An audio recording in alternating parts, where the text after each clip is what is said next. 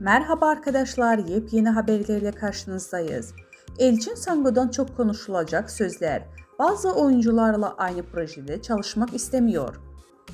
Aşk kaç beder giyer, öyle bir geçer zaman ki Kurt Seyit, Şura, Sevda Alabora dizilerinden sonra Barış Arduç ile oynadığı Kiralık Aşk'ta oyuncunun meslek hayatında adeten bir dönemçi oldu.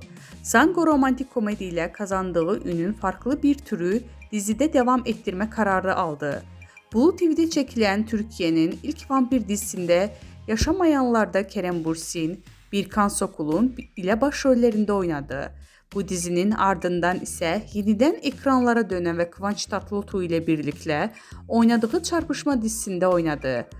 Hayranları onu yine bir romantik komedide görmek isteyince bu kez İyi Günde Kötü Günde isimli Star TV'nin dizisinde oynadığı ama beklenen ilgi görmediği ve 6. bölümden sonra yayından kaldırıldı.